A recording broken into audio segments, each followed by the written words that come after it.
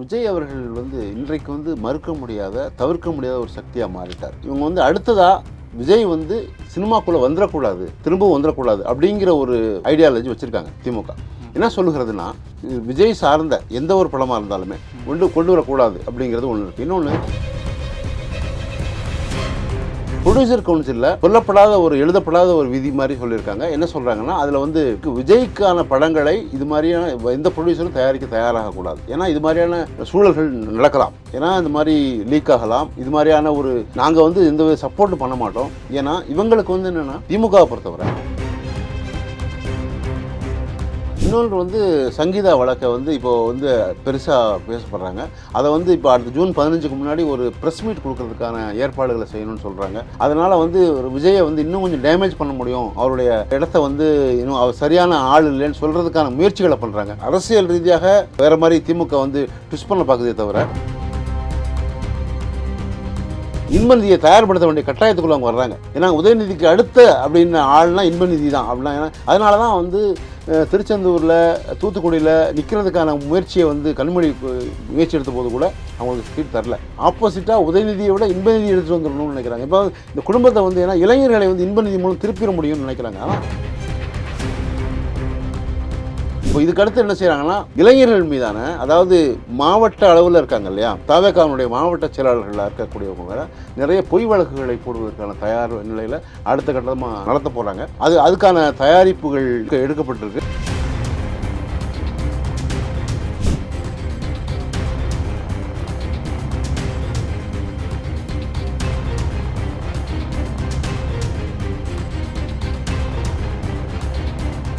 Real one உறவுகளே, நடுநிலையோடு பொறுப்புடன் செய்திகளை வழங்கி பல லட்சக்கணக்கான மக்களின் நம்பிக்கையை பெற்ற நமது சேனல் வளர்ச்சிக்கு உங்கள் ஆதரவு தேவை. இந்த ஊடக பயணம் தொடர்ந்து வலுப்பெற திரையில் தெரியும் QR கோட் ஸ்கேன் செய்தோ அல்லது டிஸ்கிரிப்ஷனில் உள்ள வங்கி விவரங்கள் மூலம் உங்களால் முடிந்த அளவு சப்போர்ட் செய்யுங்கள். உங்கள் ஒவ்வொரு ஆதரவும் நமது குரலை இன்னும் பல லட்சம் பேரிடம் கொண்டு செல்ல உதவும். ரியல் ஒன் நேயர்களுக்கு வணக்கம்.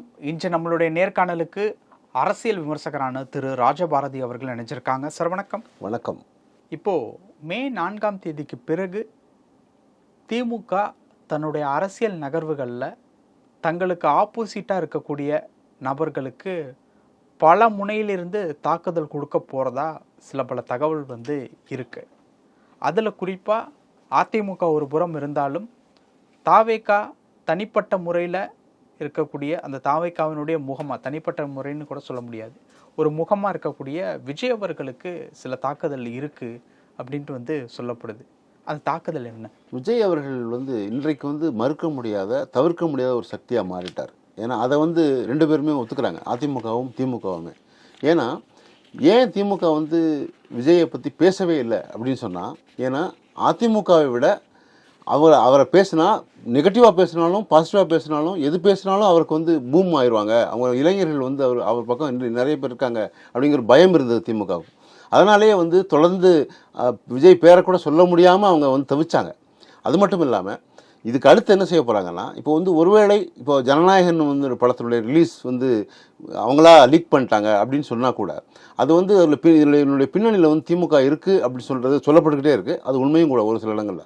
ஏன்னா பிரதீப்ங்கிற ஒரு எடிட்டர் தான் கைது பண்ணி இது பண்ணியிருக்காங்க. அதை தாண்டி அவர் சங்கத்தில் இல்லாத சிலரை உள்ளே கூட்டு வந்துட்டார். அதனால தான் அவர்கள் மூலம் தான் லீக் ஆகிருக்கலாம் அப்படின்னு சொல்கிறாங்களே தவிர எதனாலன்னு இது வரைக்கும் தெரியவே இல்லை. ஏன்னா அது கண்டுபிடிக்கப்படாத மர்மமாகவே இருக்குது. இன்னொன்று, இந்த லீக் ஆனதுனால இவங்க அடுத்ததாக விஜய் சினிமாக்குள்ளே வந்துடக்கூடாது, திரும்பவும் வந்துடக்கூடாது அப்படிங்கிற ஒரு ஐடியாலஜி வச்சுருக்காங்க திமுக. என்ன சொல்லுகிறதுனா, அதில் கியூப் அப்படிங்கிறதுல இவங்களோட ரெட் ஜெயண்ட்டோடைய நிறைய தியேட்டர்ஸ் இவங்க தான் மெயின்டைன் பண்ணுறாங்க. அந்த வகையில் இவங்களுடைய படங்களை விஜய் சார்ந்த எந்த ஒரு படமாக இருந்தாலுமே கொண்டு வரக்கூடாது அப்படிங்கிறது ஒன்று இருக்குது. இன்னொன்று, ப்ரொடியூசர் கவுன்சிலில் இவங்க ஒரு சொல்லப்படாத எழுதப்படாத ஒரு விதி மாதிரி சொல்லியிருக்காங்க. என்ன சொல்கிறாங்கன்னா, அதில் இவருக்கு விஜய்க்கான படங்களை இது மாதிரியான எந்த ப்ரொடியூசரும் தயாராகக்கூடாது. ஏன்னா இது மாதிரியான சூழல்கள் நடக்கலாம், ஏன்னா இந்த மாதிரி லீக் ஆகலாம். இது மாதிரியான நாங்கள் எந்த சப்போர்ட் பண்ண மாட்டோம். ஏன்னா இவங்களுக்கு என்னென்னா, திமுகவை பொறுத்தவரை ஆட்சி மாற்றம் வருங்கிற ஒரு நம்பிக்கை முதல்ல இருந்தது. ஆனால் இப்போ என்னென்னா, விஜய் உண்மையிலேயே நம்மளை சிதைச்சிருவாரோ அப்படிங்கிற பயம் வந்தாச்சு இப்போ. ஏன்னா முதல்ல வந்து நமக்கான அதாவது அதிமுக 3வது அதாவது 2016 பார்த்தோம் இல்லையா மக்கள் நல கூட்டணி அது மாதிரி பிரிஞ்சு இருக்கிறதுனால ஓட்டுகள் பிரியும், திமுக வின் பண்ணிடும் அப்படிங்கிற நம்பிக்கை இருந்தது உங்களுக்கு. ஆனால் அந்த நம்பிக்கை கொஞ்சம் சிதைஞ்சிருக்குன்னா, ஏன்னா விஜயுடைய இந்த மாதிரியான போக்கு வந்து அவருடைய வீராவேசமான பேச்சு அது மாதிரியான நிறைய இடங்களில் வந்து இவங்க எதிர்பார்க்காத சில விஷயங்கள் நடந்தது. ஏன்னா தன்னெழுச்சியாக எழுந்த கூட்டம் இது. தன்னெழுச்சியாக எழுந்த கூட்டத்தை வந்து இவங்களால சமாளிக்க முடியல திமுகனால. ஏன்னா நிறைய இடங்களில் வந்து 2வது இடங்களில் வரக்கூடிய வாய்ப்புகள் நிறைய இருக்குது. 2031 விஜயா உதயநிதியான்னு பேசக்கூடிய அளவுக்கு அவங்க மாறிட்டாங்க இன்னைக்கு.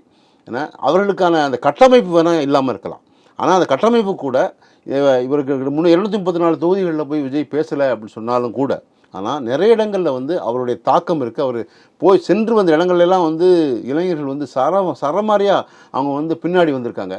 அது வந்து பெரிய ஆச்சரியமான ஒரு விஷயந்தான். அதனால் அவர் வந்து இப்போது செங்கோட்டையன் போன்ற, புஷி ஆனந்த் போன்ற, அவங்க ஆதவர்ஜுனா போன்ற அவர்களை 3 பேரையும் கூப்பிட்டு தேர்தல் முடிஞ்ச உடனே பயிற்சி பட்டறைகளை கொண்டு வரணும், இந்த இளைஞர்களை அரசியல் படுத்தணும் அப்படின்னு சொல்லியிருக்கிறாரு. அது தவிர மேலாண்மை வந்து தேர்தல் மேலாண்மைங்கிறத வந்து அந்த நேரத்தில் மட்டும் பண்ண வேணாம், நீங்கள் நிறைய இடங்களில் வந்து இன்னமும் வந்து இளைஞர்களை வந்து ஒருங்கிணைப்பதில் கவனம் செலுத்துங்கன்னு ஆதவர்ஜுனாவுக்கு சொல்லப்பட்டிருக்கு. இதெல்லாம் வந்து அவர் ரஜினி மாதிரி கட்சியை விட்டு போயிடுவார், பிரஜாராஜ்யம் ஆரம்பித்து சிரஞ்சீவி இப்படி வெற்றி பெற்ற பிறகும் கூட கட்சியை கொண்டு போய் காங்கிரஸை சேர்த்து விட்டாரோ அது மாதிரிலாம் அவர் போகிறதா இல்லை.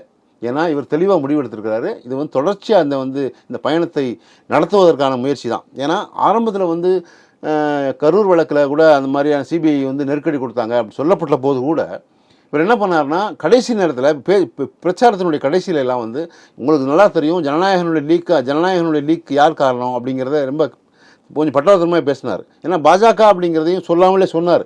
ஆனால் ஆரம்பத்தில் அப்படி பேசலைன்னு சொல்லப்பட்டால் கூட அவருடைய போக்கு வந்து சரியான திசையில் தான் இருக்குன்னு தான் நம்புகிறேன்.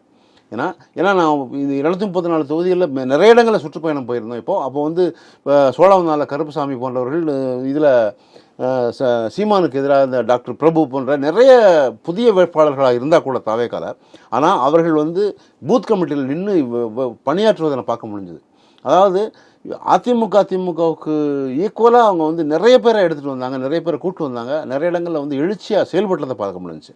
ஆனால் இந்த கால்குலேஷன் என்ன சொல்லுகிறது அப்படின்னா, அவங்க வந்து ஒரு 15%லேருந்து 20%. இல்லை, இப்போ நம்ம வந்து ட்ராக்கு மாறுற மாதிரி இருக்குது. இப்போது மே 4ஆம் தேதிக்கு பிறகு திமுகவால் விஜய் அவர்களுக்கு என்ன விதமான இடையூறுகள் இருக்குது அப்படிங்கிறது தான் மெயினான ஒரு விஷயம். இப்போ நீங்கள் அதில் ஒரு விஷயம் சொல்லியிருக்கீங்க, தயாரிப்பாளர் சங்கத்துக்கிட்ட மறைமுகமாக திமுக சொல்லியிருக்காங்க படங்கள் இனிமேல் வந்து விஜயோட படங்கள் சினிமாவுக்குன்னு வந்தால் ப்ரொடியூஸ் பண்ணக்கூடாது அப்படிங்கிற மாதிரி ஒரு விஷயம் சொல்லியிருக்கீங்க. அடுத்து இன்னொன்று வந்து சங்கீதா வழக்கை வந்து இப்போது வந்து பெருசாக பேசப்படுறாங்க.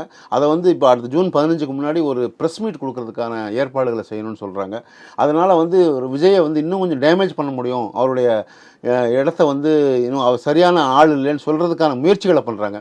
ஆனால் அது அவங்க இப்போ ஏப்ரல் 20 வந்து அந்த மாதிரி முடிவு பண்ணாங்க. ஏன்னா கோர்ட் வந்துருச்சு, கோர்ட்டில் இந்த விவகாரத்து வழக்கு வரும்போது சங்கீதாவும் ஆஜராகலை, விஜய் அவர்களும் ஆஜராகலை. அப்படிங்கும்போது அவங்க 2 பேருமே ஒரு பரஸ்பரம் ஒரு ஒற்றுமைக்குள்ளே வந்துட்டதாக தான் நம்ம பார்க்கப்படுது. ஏன்னா எஸ்.ஏ. சந்திரசேகர் ஒரு இடத்துல சொல்லுகிறார், அவருடைய விஜயோட அப்பா இப்போ அண்மையில் பேசும்போது கூட ஏற்கனவே இவங்களுக்குள்ளே முடிஞ்சிருச்சு, பேசிட்டாங்க, அவங்க பிரிவு வந்து கன்ஃபார்ம் தான். ஆனால் வந்து ஏற்கனவே முடிந்து போன ஒன்றை வந்து நம்ம வந்து அரசியல் ரீதியாக அவங்க வேறு மாதிரி திமுக வந்து ட்விஸ்ட் பண்ண பார்க்குதே தவிர, அவங்களுடைய குடும்ப வழக்கு பொறுத்தவரை அவங்களுக்கு வந்து கிட்டத்தட்ட கோர்ட்டில் உடனடியாக அவங்க பிரிஞ்சுக்கிறதுக்கு ஒன்றும் பிரச்சனை இல்லை. ஜூன் 15 சந்திச்சா 2 பேருமே சந்திச்சா கூட உடனடியாக கூட அடுத்தடுத்த தீர்வுக்கு வந்துடுவாங்க. அவங்க தெளிவாக தான் இருக்காங்க, அதில் வந்து எந்த மாற்று கருத்துமே இல்லை. ஆக இதை வந்து அரசியல் படுத்துறதோ அரசியல் ஆக்குறதோ இந்த மாதிரியான செயல்கள் வந்து பெரிய அளவில் ஈடுபடாது முடியாதுன்னு எஸ்.ஏ. சந்திரன் சொல்லுகிறார். ஆனால் இதை வந்து வேறு மாதிரியாக, அதாவது இவர் பெண்களுக்கு எதிரானவர் அப்படிங்கிற மாதிரி காமிக்கிறதுக்கு சங்கீதாவை வந்து இவர்கள் இது பண்ணாங்க. ஏன்னா கடைசி நேரத்தில் இந்த நேரத்தில் தான் இப்போ 2 ஆண்டுகள் கட்சி ஆரம்பித்த பிறகு அதுக்கு முன்னாடியிருந்தே இவங்க சொல்கிறாங்க, 2021 சங்கீதா வந்து இவர் மேலே குற்றச்சாட்டு சொன்னால் கூட ஏன் இந்த நேரத்தில் இதை எடுத்துகிட்டு வரணும் அப்படிங்கிற ஒரு பேச்சு எழுந்தது. அது உண்மையாகவே பார்க்கப்பட்டது இப்போ. ஏன்னா இவங்க வந்து மீண்டும் மீண்டும் வந்து விஜய் அவர்களை வந்து குற்றம் சாட்டுவதை போலவோ எனக்கு வந்து என்னை ஒதுக்கி வச்சாருன்னு சொல்கிறதோ வந்து அதை ஏன் முன்னாடியே சொல்லலை, ஏன் இப்போ சொன்னீங்க, ஏன்னா அது தேர்தலுக்காக தான் ஏற்பாடு பண்ணப்பட்டதுங்கிற மாதிரியான ஒரு பிம்பம் ஏற்படுத்தப்பட்டது. அது உண்மைதான். ஏன்னா ஒரு உண்மையிலே ஒரு அக்கறையில் ஒரு பெண்மணி வந்து அவங்க வந்து இன்றைய நேரத்தில் அந்த தேர்தலை ஒட்டி அதை கொண்டு வந்திருக்கணும் அவசியம் இல்லை தான். அதை முன்னாடி பேசியிருக்கலாம், பின்னாடியும் பேசியிருக்கலாம். ஆனால் அதை கூட அவர் சமாளிச்சிட்டார். அதை வந்து சரியாக வந்து இது ஒரு பெரிய விஷயம் இல்லை, நான் பார்த்துக்கிறேன், நீங்கள் வந்து அரசியலை கவனிங்க அப்படின்னு சொல்லி தன்னுடைய தொண்டர்களை வந்து ரசிகர்களாக இருந்து தொண்டர்களாக மாறினவங்களை சரியாக வழிநடத்தினார்னு தான் சொல்ல முடியும். ஏன்னா அதை வந்து பெரிய இஷ்யூவாக்கி அதை வந்து பெண்கள் வந்து சொல்கிறதுக்கு வேணான்னு சொல்லிட்டார். அதான் அது அந்த வகையில் அவர் பாராட்டத்தக்க விஷயந்தான். அதில் இன்னொன்று, இளைஞர்களை பொறுத்தவரை இந்த இந்த இந்த கட்டுக்கோப்பான இதை மாற்றவே முடியாது அப்படிங்கிறது திமுக தெரியுது. இப்போ இதுக்கடுத்து என்ன செய்கிறாங்கன்னா, இளைஞர்கள் மீதான, அதாவது மாவட்ட அளவில் இருக்காங்க இல்லையா, தவேகாவுடைய மாவட்ட செயலாளர்களாக இருக்கக்கூடியவங்க மேலே நிறைய பொய் வழக்குகளை போடுவதற்கான தயார் நிலையில் அடுத்த கட்டமாக நடத்த போகிறாங்க. அதுக்கான தயாரிப்புகள் எடுக்கப்பட்டிருக்கு. அதன் மூலியாக கூட வந்து கொஞ்சம் அந்த கட்சியை வந்து டம்மி பண்ணுவதற்கான முயற்சிகளை ஏற்படுத்துவாங்க. ஓகே, அடுத்து இந்த இளைஞர்களுடைய சப்போர்ட் 2026 தேர்தலில் விஜய் அவர்களுக்கு அதிகமாகவே இருக்குது அப்படிங்கிறது நீங்கள் சொல்கிறதன் மூலியமாக புரிஞ்சுக்க முடியுது. அதே மாதிரியான இளைஞர்களுடைய சப்போர்ட் திமுக பக்கமும் திருப்பணும் அப்படிங்கிறதுக்காக இன்பநிதியையும் கட்சிக்குள்ளே உள்ளே கொண்டு வர போகிறதா ஒரு சில தகவல்லாம் கிடைக்கிது. அது உண்மையா? இல்லை, அது உண்மையும் கூட. ஏன்னா இவங்களுடைய ஒரு சக்ஸஸ்ஃபுல் ஃபார்முலான்னு இவங்க ஒன்று வச்சுருக்காங்க. திமுக என்ன செய்கிறாங்கன்னா, அதாவது ஸ்டாலினை வந்து இளைஞரணியிலேருந்து கொண்டு வந்துட்டு அப்புறம் கட்சிக்குள்ளே கொண்டு வந்தது போல் உதயநிதி அப்படி தான் வந்து ரெட் ஜெயிண்ட் இருந்து ரெட் ஜெயிண்ட்லேருந்து இளைஞர் திமுகக்குள்ளே கொண்டு வந்து இப்போ அங்கேருந்து மாற்றினாங்க. அதே போலவே இன்பநிதியையும் வந்து அவர் வயசுக்கு வந்துட்டாரா வரலையாங்கிறதெல்லாம் அடுத்த கட்டமாக இருக்கட்டும். ஆனால் அவர் வந்து ரெட் ஜெயிண்ட்டுடைய டைரக்டரில் ஒருத்தரை மாற்றியாச்சு. இப்போ அதுக்கடுத்து இன்பநிதியை வந்து எல்லா இடத்துலையும் எடுத்துகிட்டு போகிறதுக்கான கொண்டு போகிறாங்க. ஏன்னா ஸ்டாலினுக்கு பிறகு அப்படிங்கிறத விட ஸ்டாலின் இருக்கும்போதே துணை முதல்வராக இருக்கக்கூடியவரை முதல்வராக மாற்றக்கூடிய அடுத்த கட்ட நடவடிக்கைக்கு வந்தாச்சு. அப்போது இன்பநிதியை தயார்படுத்த வேண்டிய கட்டாயத்துக்குள்ளே அவங்க வர்றாங்க. ஏன்னா உதயநிதிக்கு அடுத்த அப்படின்னு ஆள்னா இன்பநிதி தான் அப்படின்னா. ஏன்னா அதனால தான் வந்து திருச்செந்தூரில் தூத்துக்குடியில் நிற்கிறதுக்கான முயற்சியை வந்து கனிமொழி முயற்சி எடுத்த போது கூட அவங்களுக்கு சீட் தரல. ஏன்னா நீங்கள் வந்து பார்லிமெண்ட்டோடு நின்றுக்குங்க அப்படிங்கிறது தான் இவங்களுடைய ஐடியாலஜி இது. அதனால் அந்த அடிப்படையில் இன்பநிதி வந்து உள்ளே கொண்டு வராங்கன்னு சொன்னால் அது வந்து இவங்க வந்து விஜய்க்கு ஆப்போசிட்டாக உதயநிதியை விட இன்பநிதி எடுத்துகிட்டு வந்துடணும்னு நினைக்கிறாங்க. இப்போ இந்த குடும்பத்தை வந்து ஏன்னா இளைஞர்களை வந்து இன்பநிதி மூலம் திருப்பிட முடியும்னு நினைக்கிறாங்க. ஆனால் இன்பநிதிக்கு அந்த ஒரு பெரிய செல்வாக்கெல்லாம் இல்லை. ஏன்னா உதயநிதிக்கே இல்லாத போது இன்பநிதிக்கெல்லாம் வருவதற்கான வாய்ப்புகளே இல்லை. இந்த தன்னெழுச்சியான கூட்டத்தை வந்து எப்படி திசை மாற்ற முடியும் அப்படின்னு பார்க்குறதுக்கான முயற்சி தான் அது. ஆனால் இன்பநிதிக்கான அடுத்த கட்டம் அவர் மறுபடியும் இவர் வெற்றி இந்த தேர்தல் முடிஞ்சுன்னா அடுத்த ஒரு இடைத்தேர்தல் ஏதாவது வந்தால் கூட இன்பநிதியை கூட எம்எல்ஏ ஆக்கிடலாம். அந்தளவுக்கு அவங்க தயாராக முடிவு பண்ணுறாங்க. இவ்வளோ அவசரம் ஏன்?